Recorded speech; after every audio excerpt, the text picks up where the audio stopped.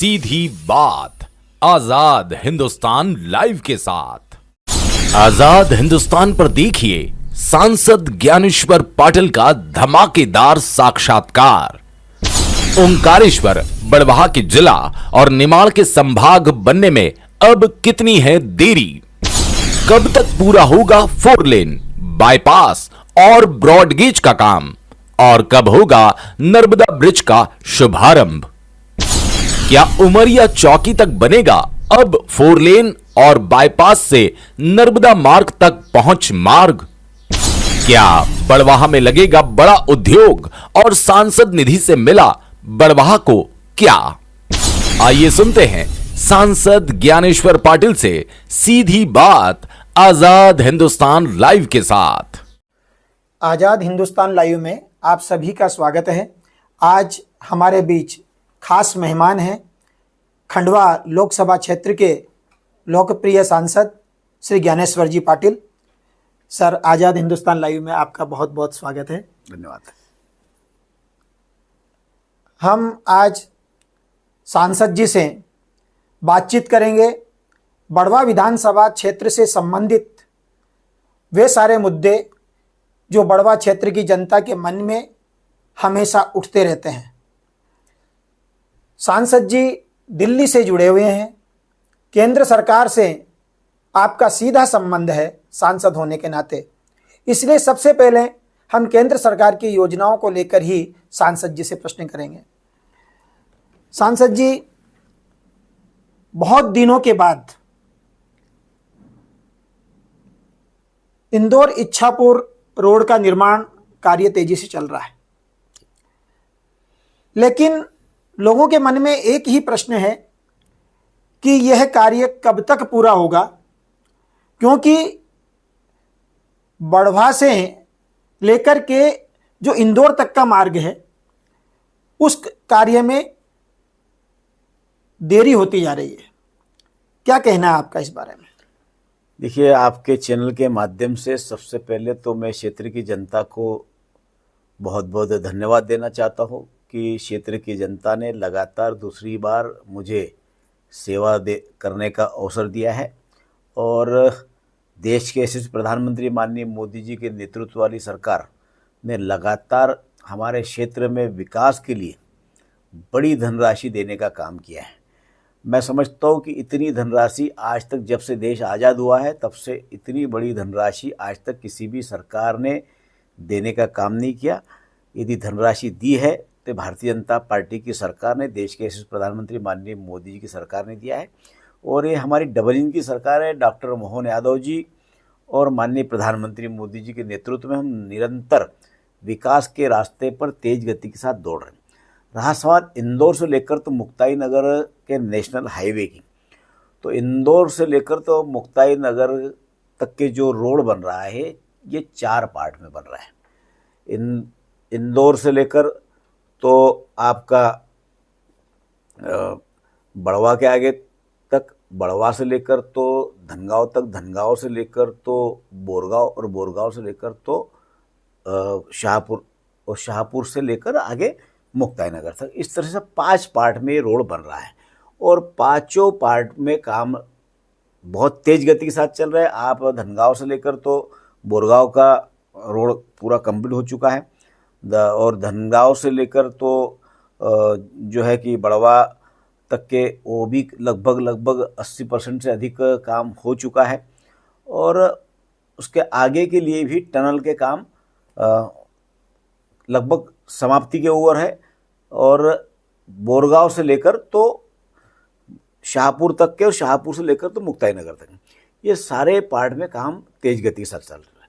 मेरा ऐसा मानना है कि जो काम चल रहा है वो लगभग 1.5 साल के अंदर पूरा कंप्लीट हो जाएगा और 1.5 साल के अंदर ये स्थिति बनेगी कि इंदौर से लेकर तो हम इच्छापुर बुरहानपुर तक 2 से ढाई घंटे के अंदर हम सफ़र तय करेंगे। क्योंकि आप भी जानते हो कि बहुत सारा हिस्सा फॉरेस्ट का है, फॉरेस्ट के क्लियरेंस में भी बहुत सारी दिक्कतें होती है। और रोड तो सेंक्शन हो चुका था पहले 2019 में, लेकिन कहीं न कहीं कुछ कारणों से रुका था। क्षेत्र की जनता ने, क्योंकि हमारे स्वर्गीय नेता नंदू भैया ने उन कामों के पीछे लगकर स्वीकृत करवा लिया, लेकिन फिर बीच में कालांतर में जो है कि कोविड वगैरह आ गया, उसकी वजह से काम पेंडिंग हो गए। क्षेत्र की जनता ने फिर मुझे अवसर दिया, मुझे सांसद बनाया, और मेरे सांसद बनने के बाद मैंने सबसे पहले उसी काम को हाथ लगाया कि इन कामों को गति मिले और ये काम जल्द से जल्द स्टार्ट हो। मेरे सांसद बनने के बाद में ही उन कामों को गति मिली, और आज मुझे इस बात की प्रसन्नता है कि साल से 1.5 साल के अंदर ये काम कंप्लीट हो जाएंगे, और हमारे क्षेत्र की जनता को जो असुविधा हुई है वो निश्चित रूप से सुविधा में बदलेगी। निश्चित रूप से आपकी सक्रियता पूरे क्षेत्रवासी देखते ही हैं। सांसद जी, एक समस्या सबसे बड़ी आती है बारिश के समय में। जो नर्मदा जी पर पुराना पुल बना हुआ है वो बाढ़ आने पर डूब जाता है, और कई दिनों तक लगातार यातायात भी बंद रहता है, लोगों को असुविधाओं का सामना करना पड़ रहा है। लेकिन अभी जो नया पुल बन रहा है, उस नए पुल को बनने की स्पीड बहुत तेज है। यदि यह पुल बारिश की जो बाढ़ आ रही है उसके पहले यदि चालू हो जाए तो बहुत ही लोगों को सुविधा मिल पाएगी। और इस संबंध में पिछले समय कलेक्टर मैडम भी आई थी और उन्होंने भी अपने आश्वासन दिए थे। आपकी क्या तैयारी है इसको लेकर के? देखिए, ये जो ब्रिज बन रहा है, ये ब्रिज बड़ा ब्रिज है और पूर्णता की ओर है। कटघड़ा के निकट बन रहा है और 6 लेन जी, ये, क्योंकि जो अभी 4 लेन बन रहा है, लेकिन सरकार ने इसकी योजना 6 लेन की बनाकर रखी है। जब भी ट्रैफिक बढ़ेगा तो निश्चित रूप से 6 लेन की जो ज़मीन वगैरह एक्वायर हुई है वो 6 लेन के हिसाब से सरकार ने एक्वायर करके रखी है, और जो ब्रिजेस बन रहा है वो ब्रिजेस 6 लेन के ही बन रहे हैं, ताकि जब कभी ज़रूरत पड़ेगी एक्सपेंशन करने की तो उस समय हमको ब्रिज अलग से बनाने की ज़रूरत नहीं पड़ेगी। और लगभग 5 के आसपास पिलर खड़ा करना बचे। मैं मानता हूँ कि ये अभी काम कंप्लीट हो जाना था, लेकिन बहुत सारी तकनीकी परेशानी होती है। तो इस बार की बारिश में तो हमारे क्षेत्र की जनता को परेशानी थोड़ा झेलना पड़ेगी, लेकिन इस बारिश के बाद आने वाली जो बारिश होगी तब तक ये रोड भी कंप्लीट होगा, ब्रिज भी कंप्लीट होगा। और निश्चित रूप से हमारे क्षेत्र की जनता को मैं बहुत धन्यवाद देना चाहता हूँ कि हमारे क्षेत्र की जनता बहुत ही धैर्यवान है कि इतनी परेशानियां होने के बाद में हमने देखा है कि कई बार जो पुराना नर्मदा जी का पुल है बारिश के दिनों में 2-2 दिन तक के भी बंद रहता है, और कई बार वो ब्रिज डैमेज होने के कारण भी हेवी ट्रैफिक को बहुत लंबा घूम कर जाना पड़ता है। तो आज जो दिक्कत है वो आने वाले समय में वो दिक्कत निश्चित रूप से उसका समस्या का समाधान होगा। आपके प्रयासों से बढ़वा का बाईपास तो तैयार हो रहा है, लेकिन बढ़वा के लोगों के लिए समस्या यह है कि महेश्वर रोड पर बाईपास है, इंदौर रोड से और नर्मदा मार्ग से उसकी कनेक्टिविटी अभी तक नज़र नहीं आ रही। लोगों को कन्फ्यूज है कि क्या इंदौर रोड और नर्मदा रोड से महेश्वर रोड की कनेक्टिविटी कुछ बन पाएगी क्या? इस संबंध में कोई फैसले हुए हैं? कोई आपने जानकारी आप देना चाहेंगे कि क्या कनेक्टिविटी रहेगी? देखिए, महेश्वर से बढ़वा का जो कनेक्टिविटी है उसके लिए मैं लगातार संपर्क में माननीय मंत्री जी से, और क्षेत्र की जनता की जो मांग है वो जीनाइन मांग है, और हम प्रयास करके मुझे पूरा विश्वास है कि हमारी सरकार लोगों की समस्या का समाधान करने वाली सरकार है, तो उसकी कनेक्टिविटी भी जुड़े इस दिशा में भी हम पहल कर रहे हैं, और मुझे पूरा विश्वास है वो काम भी क्षेत्र की जनता के हित में निश्चित रूप से हम स्वीकृत कराएंगे। बढ़वा नगर में काटकुट फाटे से लेकर के नावघाट खेड़ी तक जो NHI का रोड था वो नगर पालिका को हैंडओवर कर दिया गया था, और नगर पालिका उसका चौड़ीकरण कर रही है।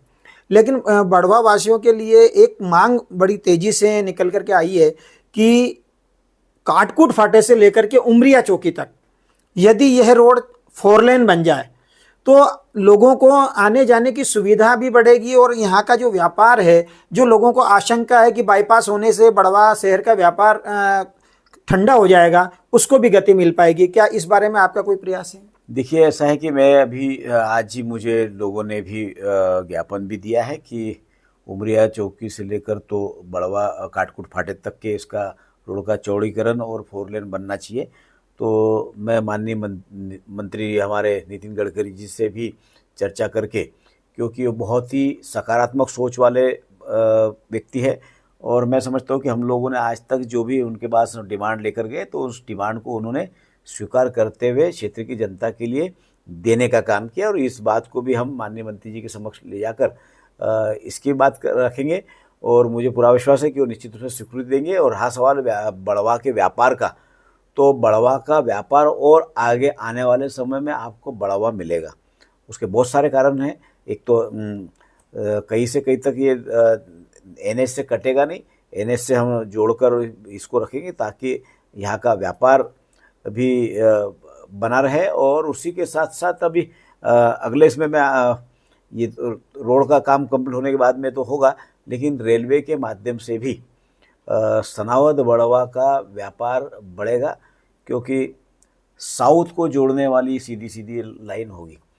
तो उससे लॉजिस्टिक हब के रूप में भी हम इसको विकसित करने की दिशा में हम लोगों का प्रयास है कि एक सेंटर पॉइंट यहाँ पर बने। और सेंटर पॉइंट बनेगा तो निश्चित रूप से बढ़वा सनावद का व्यापार बढ़ेगा। बढ़वा से ओंकारेश्वर जाने के लिए 2 रास्ते अभी काम में आते हैं बढ़वा से। एक मोरटक्का होके मेन रोड से जाना पड़ता है और एक नहर के रास्ते से जाना पड़ता है। नहर के किनारे पर जो रास्ते बने हुए हैं वो बिल्कुल जर्जर हो चुके हैं, ख़त्म प्राय हो चुके हैं। यदि ये नहर के रास्ते महेश्वर रोड से लेकर के ओंकारेश्वर तक के जो नहर के रास्ते हैं, यदि ये बन जाए सही तरीके से तो महेश्वर बाईपास से ओंकारेश्वर तक का रास्ता बहुत सहज रूप से हो सकता है। क्या इस बारे में आपका कोई प्रयास होगा? ये जो आपके नहर के रास्ते जो है, नहर के रास्ते के विषय में मेरे दोनों कलेक्टरों से भी चर्चा हुई है और माननीय मुख्यमंत्री जी को भी इस बारे में अवगत किया है कि ये जो नहर के रास्ते हैं ये व्यवस्थित अच्छे से हो जाएंगे तो जो बारिश के दिनों में जो नर्मदा का ब्रिज बंद होता है और जिससे लोगों को आवागमन में असुविधा होती है, ये कंप्लीट हो जाएगा तो निश्चित रूप से इस मार्ग से यदि हम आवागमन का व्यवस्था कर दी तो जो ट्रैफिक जाम होता है या फिर जो लोगों घूम कर जाना पड़ता है तो घूम कर जाने की ज़रूरत नहीं पड़ेगी। निश्चित रूप से हम लोग इसमें प्रयासरत है कि और आने वाले समय में जो नहर के दोनों साइड के जो रास्ते हैं उसको भी कंप्लीट करने की दिशा में हम लोग आगे बढ़ रहे हैं। अब बात करते हैं हम ब्रॉड गेज की। ब्रॉड गेज का काम सनावद तक तो कंप्लीट हो चुका है।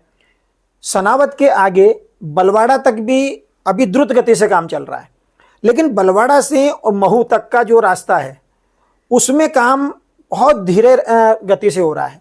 उसके पीछे आप क्या कारण देखते हैं और क्या संभावनाएं हैं? देखिए, आपने भी देखा होगा कि रेलवे के कामों के पीछे, नेशनल हाईवे के पीछे मैं लगातार लगा हूँ और मुझे इस बात की प्रसन्नता है कि हम लोगों की सक्रियता के कारण आज इस काम में गति मिली है। जो ये बात सही है कि टाइम पीरियड में काम कंप्लीट होना था लेकिन नहीं हो पाया, लेकिन इसमें भी बहुत सारी तकनीकी प्रॉब्लम है। फॉरेस्ट का क्लियरेंस होना सबसे बड़ी दिक्कत थी। मैं पिछली इसमें रतलाम की बैठक में भी जाकर उस यहाँ के वो विषय भी उसमें रखे। अभी 4 तारीख और 5 तारीख को ही मुंबई के दोनों जीएम के साथ में बैठकर इसमें भी चर्चा करी। तो फॉरेस्ट का क्लियरेंस नहीं मिला था, उसकी वजह से टनल का काम रुका था। लेकिन आज मुझे इस बात की प्रसन्नता है कि आज ही फॉरेस्ट का क्लियरेंस मिल चुका है। तो हम लोगों का प्रयास है कि सिंहस्थ के पहले ये पूरा काम कंप्लीट हो जाए और 2028 तक हमने भी गाइडलाइंस दी है कि 2028 के पहले यदि काम कंप्लीट हो जाएगा तो अपने उज्जैन महाकाल से तो ओमकारेश्वर और ओमकारेश्वर से आगे हम त्र्यंबकेश्वर, तो इस तरह से एक ये ट्रेन रूट बनेगा तो जिससे कि हजारों लाखों की संख्या में जो सिंहस्थ के लिए, चाहे नासिक का सिंहस्थ हो चाहे हमारे महाकाल का सिंहस्थ हो, तो यहाँ दोनों सिंहस्थ में आने जाने के लिए जो लाखों की संख्या में भीड़ आती है तो उन लोगों को भी कहीं न कहीं ये इसकी सुविधा मिलेगी। और मुझे पूरा विश्वास है कि हमारे माननीय रेल मंत्री जी और विशेष रूप से माननीय प्रधानमंत्री मोदी जी का कार्यालय इन चीज़ों पर संज्ञान लेकर वो खुद मॉनिटरिंग कर रहा है, तो बहुत जल्दी ही इसका काम कंप्लीट होगा, ऐसी संभावना है। बढ़वा में जो पुराना रेलवे फाटक है वहाँ पर ओवरब्रिज की बात चल रही है, लेकिन ओवरब्रिज की पूरी डिटेल अभी तक नहीं आई कि ओवरब्रिज कितना लंबा रहेगा, कितना चौड़ा रहेगा, कहाँ तक आएगा, लोगों का अतिक्रमण कहाँ तक हटेगा। इस बात को लेकर के लोगों में काफी शंकाएं हैं। क्या आपके पास रेल विभाग ने इसकी ओवरब्रिज की पूरी योजनाओं के बारे में आपको बताया? नहीं, देखिए ऐसा है कि बड़वा के लोगों की ओवरब्रिज की डिमांड है, और मैंने जैसा कहा कि रतलाम की जो हमारी बैठक हुई थी उस बैठक के अंदर भी मैंने इस विषय को रखा है कि यहाँ पर बड़वा की जनता की मांग है, और उस मांग जनता के अनुसार हम उसमें क्या परिवर्तन कर सकते हैं। तो टेक्निकल टीम भी आने वाली है, और आकर जो क्षेत्र की जनता को दिक्कत भी नहीं हो, उनको सुविधाएं मिले, इस दिशा में टेक्निकल टीम आकर उसका सर्वे करेगी, और सर्वे कर कर बड़वा की जनता को राहत देने का काम करेगी। बढ़वा के अंदर पहले रिजर्वेशन काउंटर हुआ करता था, लेकिन यहाँ से रिजर्वेशन काउंटर हट करके पहले सनावत चला गया और फिर ओंकारेश्वर हुआ, लेकिन बढ़वा आज भी रिजर्वेशन काउंटर से मोहताज है। क्या अब ये रिजर्वेशन काउंटर बढ़वा में प्रारंभ होगा? देखिए ऐसा है कि अभी सनावद और ओमकारेश्वर का रेलवे स्टेशन चालू है, वहाँ से लोगों को आने जाने में सुविधा हो रही है। बढ़वा अभी तक के ट्रेन आ नहीं रही है, इसलिए बढ़वा का अभी वहाँ शिफ्ट किया। लेकिन आने वाले समय जब भी बढ़वा का रेलवे स्टेशन शुरू हो जाएगा तो बढ़वा में जो सुविधाएं पहले रिजर्वेशन काउंटर था, वो रिजर्वेशन के काउंटर की सुविधाएं फिर से बढ़वा को हम दिलाएंगे। बढ़वा क्षेत्र की एक मांग काफी लंबे समय से चली आ रही है बढ़वा को जिला बनाने की। बढ़वा को जिला बनाने में कुछ बाधाएं थी, इसलिए अब बढ़वा शहर के लोगों ने बड़ा दिल दिखा करके ओंकारेश्वर को जिला बनाने की मांग प्रारंभ की है। देश के जितने भी ज्योतिर्लिंग हैं वो सब जिला मुख्यालय बन चुके हैं। ओंकारेश्वर मात्र ऐसा तीर्थ है, ज्योतिर्लिंग है, जो अभी तक जिला नहीं बन पाया। बढ़वा और आसपास के सभी लोगों की इच्छा है कि ओंकारेश्वर को जिला बना करके बढ़वा को प्रशासनिक कार्यालय के रूप में यहाँ पर लाभ मिले। इस बारे में काफी लंबे समय से मांग चली आ रही है, क्या कहना है आपका? देखिए ऐसा है कि बढ़वा ओमकारेश्वर दो जिले अलग अलग हैं, और दो जिले अलग, जब जिलों का पुनर्गठन होगा तो ये बात को हमने माननीय मुख्यमंत्री के संज्ञान में लाया है। ये बात हमारे निश्चित रूप से बहुत अच्छी बात है कि ओमकारेश्वर यदि जिला बनेगा तो जैसे हमारा बढ़वा है, वो ओमकारेश्वर का मानदाता है, हमारा जैसे बीकन गाँव है, जो लोगों को खरगोन जाने के लिए काफ़ी दूरी तय करना पड़ती है, या ओमकारेश्वर के लोगों को खंडवा जाने के लिए दूरी तय करना पड़ती है। तो ये बन जाएगा तो निश्चित रूप से आसपास के लोगों को भी उसका लाभ मिलेगा। जिला मुख्यालय बनेगा तो जिला मुख्यालय बनने के कारण डेवलपमेंट भी होगा और रोजगार के अवसर भी मिलेंगे। लेकिन मुझे इस बात की प्रसन्नता है कि हमारी ये डबल इंजन की सरकार, माननीय प्रधानमंत्री मोदी जी के नेतृत्व वाली सरकार और डॉक्टर मोहन यादव जी की सरकार ने ओमकारेश्वर के विकास के लिए किसी प्रकार की धनराशि की कमी नहीं रखी। जैसा महाकाल लोक का जो वहाँ पर विकास किया है, उसी तर्ज पर ओमकारेश्वर का लोक भी बने। 2250 करोड़ रुपए की धनराशि स्वीकृत माननीय मुख्यमंत्री जी की है। तो ये पैसा यहाँ लगेगा तो निश्चित रूप से जो डेवलपमेंट भी होगा, डेवलपमेंट के साथ साथ एक आध्यात्मिक केंद्र बनेगा। आध्यात्मिक केंद्र के साथ साथ लोगों को रोजगार के अवसर भी पर्याप्त मात्रा में मिलेंगे। और यदि जिला बनेगा तो निश्चित रूप से बढ़वा का भी भला होना है।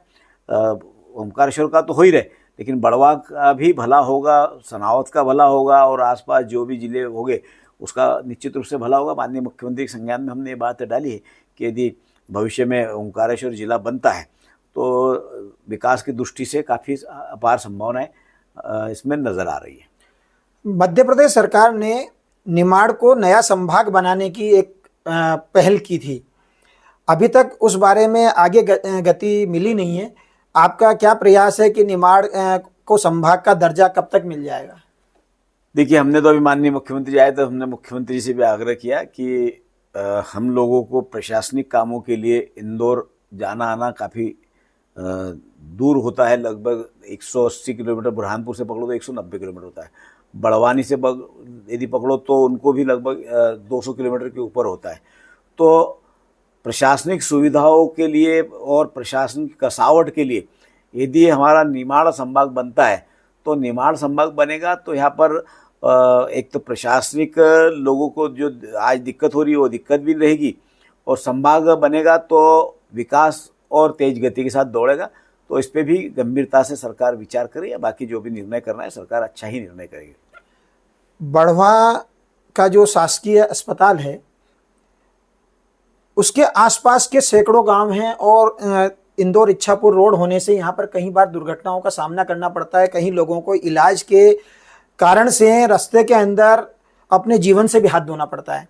इसलिए काफ़ी लंबे समय से यहाँ पर ट्रामा सेंटर की मांग की जा रही है। आपका क्या प्रयास रहेगा बढ़वा को ट्रामा सेंटर बनाने के लिए? देखिए, बढ़वा में जो शासकीय अस्पताल है, मैं समझता हूँ कि आसपास के बड़े जिलों में भी इतना बड़ा अच्छा हॉस्पिटल नहीं है। ये अच्छा सर्व सुविधा युक्त यदि हॉस्पिटल किसी ने दिया है तो भारतीय जनता पार्टी की सरकार ने दिया है। तो ट्रामा सेंटर के लिए भी मैंने भी और हमारे विधायक जी ने भी माननीय मुख्यमंत्री जी, स्वास्थ्य मंत्री जी से हमने भी पत्राचार किया है, और हम लोग लगे हैं कि जल्द से जल्द ट्रामा सेंटर बने। क्योंकि ट्रामा सेंटर बनेगा तो स्वाभाविक है, जैसा आपने कहा कि सड़क दुर्घटनाएं होती है, रात बेरात को कहीं इंदौर तक पहुंचने में दिक्कत भी जाती है, और बढ़वा सेंटर में पड़ता है, तो इसलिए यहाँ पर ट्रामा सेंटर होना चाहिए। तो हम लोग तो प्रयास कर रहे हैं, निश्चित रूप से आज नहीं तो कल इसमें सफलता मिलेगी। बढ़वा क्षेत्र एकमात्र ऐसा शहर है जहां पर 2 औद्योगिक क्षेत्र हैं, सारी सुविधाएं हैं, 2-2, 3-3 यहाँ पर बांध है, आसपास में बिजली खूब उत्पन्न हो रही है, लेकिन यहाँ पर उद्योग नहीं के बराबर है। मैं समझता हूं कि सेल्दा पावर प्लांट के बाद इस बढ़वा विधानसभा के अंदर कोई भी बड़ा उद्योग अभी तक आया नहीं है। इस बारे में आपका और मध्य प्रदेश सरकार का क्या प्रयास है कि बढ़वा के अंदर कोई नया उद्योग आ पाए? देखिए, भारतीय जनता पार्टी की, मोदी जी की सरकार और डॉक्टर मोहन यादव जी की सरकार निरंतर उद्योग लगे, उद्योगपतियों को छोटे छोटे सेंटरों पर संभाग स्तर पर सरकार इन्वेस्टर मीट के माध्यम से उद्योगपतियों को लाकर अधिक से अधिक उद्योग लगे, और कृषि आधारित उद्योगों को बढ़ावा देने के लिए हमारी सरकार प्रयासरत है। और आपने भी देखा होगा कि अलग अलग जगह हमारे माननीय मुख्यमंत्री जी उद्योगपतियों के साथ में मीट करवाकर उसमें ज़्यादा से ज़्यादा उद्योग लगे, तो इस दिशा में काम कर रहे हैं। और हमारा प्रयास है कि हमारे किसान का बेटा ही अब उद्योगपति बने। वो किसान का बेटा कृषि आधारित उद्योगों को बढ़ावा देने के लिए फूड प्रोसेसिंग के माध्यम से यूनिट लगवाकर वो रोजगार देने लायक बने, इस दिशा में सरकार प्रयास करी। और सरकार उद्योग लगाने के लिए जो जो फैसिलिटी दे सकती है वो सारी फैसिलिटी देने का भी काम कर रही है। तो हमारा प्रयास है कि हमारे हर विधानसभा क्षेत्र में छोटे छोटे उद्योग लगे, ताकि स्थानीय लोगों को ही वहाँ पर रोजगार मिले, स्थानीय लोग ही हमारे उद्योगपति बने। तो माननीय मुख्यमंत्री के संज्ञान में हमने बात भी लाई है कि एक निमाड़ में इस तरह का एक इन्वेस्टर मीट हो, ताकि हमारे निमाड़ में जो जो कृषि आधारित है फसलें, उनसे आधारित, चाहे हमारे यहाँ प्याज बड़ी मात्रा में होता है, बढ़वा के अंदर सनाव बेड़ियों में मिर्च मंडी है तो मिर्च से संबंधित है, उसके बाद में सोयाबीन बड़ी मात्रा में होता है, प्याज होता है, टमाटर होता है, तो ऐसे गेहूँ होता है, मूंग होता है। तो जो फसलें उत्पादन होती है उससे आधारित ऐसे कोई उद्योगों को लगाने के लिए हम लोग प्रयासरत हैं। और आने वाले समय में आपको भी देखने को मिलेगा कि हमारे माननीय मुख्यमंत्री जी इस तरह की इन्वेस्टर मीट करके हमारे कृषि आधारित उद्योगों को बढ़ावा देने की दिशा में निश्चित रूप से पहल करके उस दिशा में आगे बढ़ेंगे। ओंकारेश्वर बांध जब बना था तो उसके पुनर्वास क्षेत्र के अंदर कहीं जंगल समाप्त हुआ था, उसके बदले में सरकार द्वारा एक अभयारण्य की स्थापना करने की बात आई थी, लेकिन उसके ऑफिस भी खुले, कार्यालय भी खुले, उसके फंड भी आए, लेकिन उसके बाद उस गतिविधि को अभी तक गति नहीं मिल पा रही है। क्या कहना है आपका? अभी 3 महीने पहले ही हमारे फॉरेस्ट के अधिकारियों के साथ, कलेक्टर साहब के साथ खंडवा सब पूरी बैठक होकर चर्चा हुई है, और उसमें उसकी स्वीकृति भी यहाँ से जिले से जो प्रपोजल भेजना पड़ता है वो जिले से प्रपोजल भेज दिया है, और अभयारण्य की दिशा में हम लोग आगे बढ़ रहे हैं। आने वाले समय में आप को सारे जो है कि जीव जानवर जो है अच्छे अच्छे जानवरों को हमको इस अभयारण्य में देखने को मिलेगा। और इसका एक दायरा बड़ा है, मतलब खंडवा मूंदी से लेकर तो उधर देवास जिले तक इसका दायरा रहेगा। और आने वाले समय में यहाँ पर्यटकों को आकर्षित करने के लिए ये घना जंगल होगा और इसमें बड़ी संख्या में जो है कि जानवर आपको देखने को मिलेंगे। यह तो हुई योजनाओं की बात। अब एक प्रश्न मैं आपके व्यक्तिगत बारे में पूछना चाहूँगा, व्यक्तिगत निधि के बारे में पूछना चाहूँगा कि ज़्यादातर लोगों का, बढ़वा क्षेत्र के ज़्यादातर लोगों की मानसिकता कह दें या मन में शंकाएं कह दें कि सांसद को 1 साल के 5 करोड़ मिलते हैं, जरूर 5 साल के अंदर लगभग 20 करोड़ आते हैं। लेकिन बढ़वा विधानसभा में आपकी सांसद निधि से आपने क्या क्या काम करवाए, ये बढ़वा की जनता जानना चाहती है। देखिए, 5 करोड़ रुपया हमारे इसमें सांसद निधि का मिलता है, बात सही है, लेकिन 8 विधानसभा है जी। 8 विधानसभा में एक विधानसभा में मिलता है 60 लाख रुपया। और 60 लाख रुपए मेरे हिसाब से मैंने जो है लगभग 4 करोड़ रुपए के ऊपर तो बढ़वा विधानसभा में ही दिए हैं। कई सामाजिक भवन होंगे, कहीं पर पानी का टैंकर होगा, तो कहीं पर चबूतरा होगा, तो कहीं पर हाई मास्ट लाइट होगा। तो ऐसे अलग अलग जहाँ जहाँ जैसे जिसने डिमांड करी है तो वहाँ पर हमने देने का काम किया है। लेकिन एक साथ सबकी डिमांड होती है तो सबकी पूर्ति तो कोई भी नहीं कर सकता, लेकिन प्रयास यही होता है कि हर जगह की जहाँ की डिमांड आई है उनको किस तरह से हम संतुष्ट कर सकते हैं, वो संतुष्ट करने का प्रयास करते हैं। लेकिन सिर्फ सांसद निधि के हिसाब से जोड़ के देखोगे तो फिर तो 0/सन्नाटा रहेगा। लेकिन सांसद क्या काम करवा सकता है, वो जो आज योजनाएं चल रही है, ये बगैर दिल्ली के और हमारे बगैर सहमति के कोई भी योजना स्वीकृत नहीं होती है। आज प्रधानमंत्री सड़क योजना यदि है तो केंद्र की योजना है, ये सांसदों के रिकमेंड के बगैर स्वीकृत नहीं होती है। तो ये आज गांव-गांव में जो प्रधानमंत्री सड़क बन रही है, ये सांसदों की देन है, माननीय प्रधानमंत्री मोदी की देन। आज गांव-गांव में जो पानी की टंकी और जल जीवन मिशन के माध्यम से घर तक नल से जल जो पहुंच रहा है, ये भी यदि योजना है तो ये केंद्र की योजना है। और उसी के साथ साथ आज जो गरीबों के कल्याण की जो योजना है, आज गरीबों को पक्की छत का मकान जो देने का काम किया है, ये माननीय प्रधानमंत्री मोदी जी की योजना है। ये सांसदों के बगैर सहमति की स्वीकृत नहीं होती। आज किसानों को किसान सम्मान निधि की बात कर लो या गरीबों के इलाज की बात, हम आयुष्मान भारत योजना की बात करें तो आज आयुष्मान भारत योजना का गरीब का यदि 5 लाख रुपए तक का यदि इलाज हो रहा है तो ये भारतीय जनता पार्टी की, मोदी जी की सरकार और दिल्ली सरकार के पैसों से इलाज हो रहा है। लेकिन होता यह है, आज गांव-गांव में जो स्कूल भवन की बात कर ले, आंगनवाड़ी की बात कर ले, ये जो पैसा आ रहा है ये दिल्ली का ही पैसा आ रहा है। और दिल्ली में तो भाग्यशाली समझता हूँ कि ऐसे ऐसे कानून, आज गरीबों को जो 80 करोड़ जनता को जो निःशुल्क अनाज 5 किलो प्रति माह मिल रहा है, ये कौन दे रहे हैं? मोदी जी दे रहे हैं। तो ये योजनाओं को स्वीकृत करवाने में, इसके अप्रूवल कराने में हम सब लोगों की भूमिका है। और माननीय प्रधानमंत्री मोदी जी के एक इशारे पर ये सारी योजनाएं बन रही है और गरीबों का कल्याण हो रहा है। तो किसी गांव में 2 लाख दिया है, 5 लाख दिया है, मोदी जी कहते हैं आप लोग 2 लाख 5 लाख बांटने के लिए नहीं, आपको तो देश की गरीबों के कल्याण की योजनाएं बनाना है और सुरक्षा के लिए कानून बनाने का काम आपका है। आज जो रेलवे, आज ये जो 15,000 करोड़ रुपए का जो नेशनल हाईवे बन रहा है, ये किसका बिल्कुल।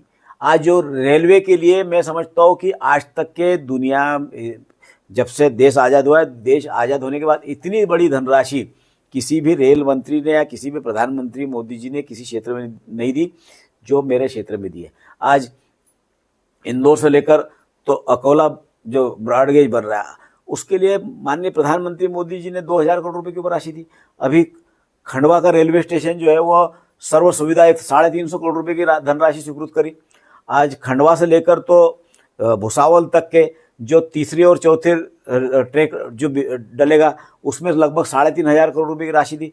और खंडवा से लेकर तो अलीराजपुर तक जो रेलवे का सर्वे हो रहा है, ये भी ये हम सब सांसद लोगों के प्रयासों का ही, हम लोग जो बार बार माननीय प्रधानमंत्री जी हो या माननीय रेल मंत्री जी हो या माननीय सड़क परिवहन मंत्री गडकरी जी हो या शहरी विकास मंत्री, आज जो अमृत 2 योजना जो चल रही है, आज अमृत 2 योजना ये भारत सरकार की योजना है।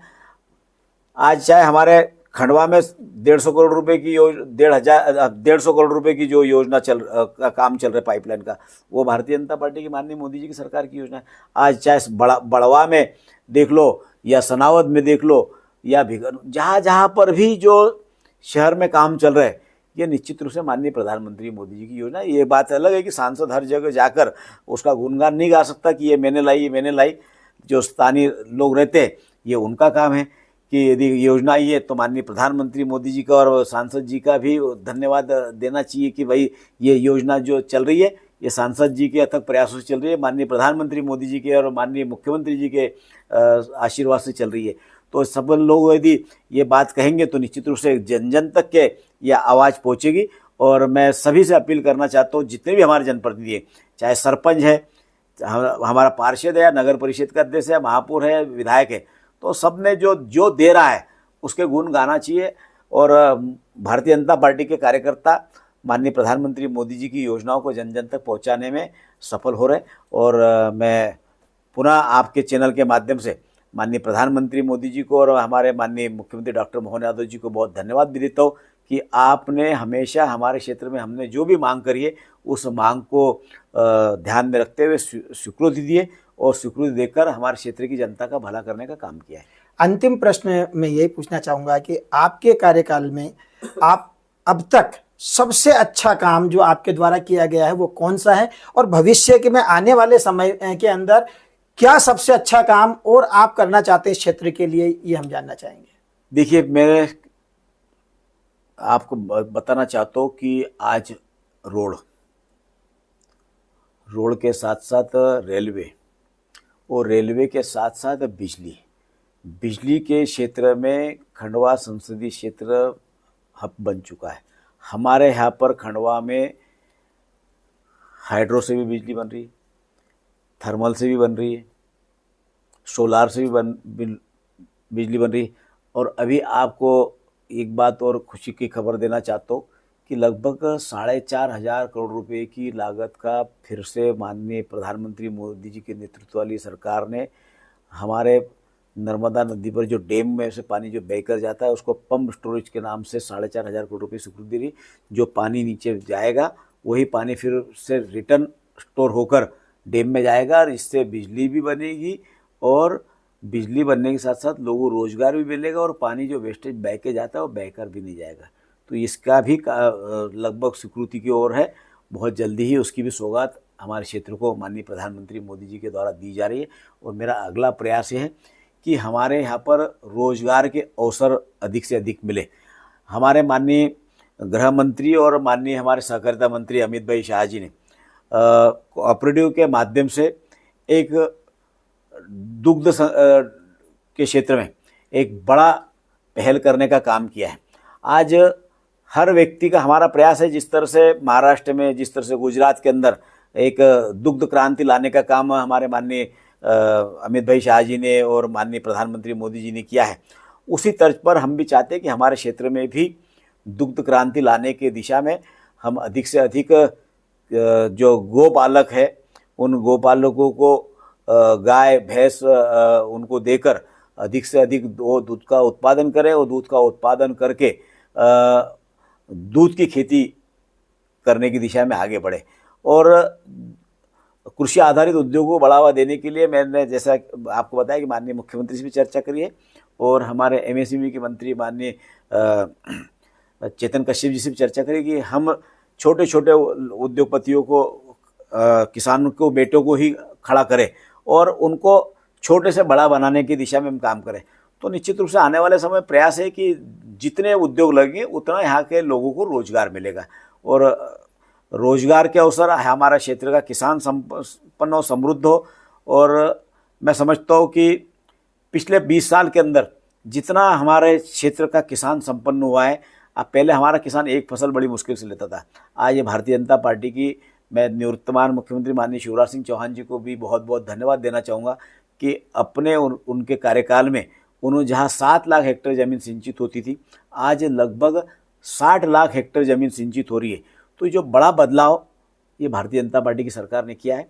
तो रोजगार के अवसर हम जरूरी नहीं कि सबको सरकारी नौकरी दे सकते हैं, सरकारी नौकरी दे भी नहीं पाएगा कोई भी, लेकिन रोजगार के अवसर हम देने की दिशा में हमारी सरकार आगे बढ़ रही है। हमारे माननीय मुख्यमंत्री डॉक्टर मोहन यादव जी ने भी उस बात को आगे बढ़ाने का काम किया। उन्होंने आने वाले समय में 1 लाख हेक्टेयर जमीन सिंचित हो तो इस दिशा में वो भी काम कर रहा है। तो जो किसान के खेत तक पानी पहुंचेगा, किसान एक फसल नहीं, दो नहीं, 3 हमारा किसान फसल ले रहे हैं। तो छोटे छोटे व्यापार उद्योग के माध्यम से रोजगार के अवसर बढ़ाना है और दुग्ध के क्षेत्र में एक क्रांति लाने का काम माननीय अमित भाई शाह जी ने लाया है। उस दिशा में हम लोग भी आगे बढ़ने काम कर रहे हैं। हम लोग उसमें आज हमको समय जरूर लगेगा, लेकिन आने वाले समय में हम इस दिशा में काफ़ी अच्छा कुछ काम करने की दिशा में हम लोग आगे बढ़ रहे हैं। बहुत बहुत धन्यवाद सांसद जी। ये थे सांसद ज्ञानेश्वर जी पाटिल, जिन्होंने वास्तव में अपने प्रयासों से जहां पर सड़क, बिजली और पानी की दिशा में काफ़ी काम किया है और निश्चित रूप से आपका सपना है कि ये पूरा क्षेत्र औद्योगिक रूप में काफ़ी समृद्ध हो, नए नए उद्योग यहाँ पर आए और खासकर दुग्ध क्रांति की आपकी चाहत आपके मन में है, जिसे आप शीघ्र ही पूरा करने की ओर अग्रसर होंगे। हम भी यही चाहते हैं कि आपकी मनोभावना इस पूरे खंडवा लोकसभा क्षेत्र के अंदर साकार हो और आप निरंतर उत्तरोत्तर प्रगति की राह पर बढ़ते रहें। धन्यवाद।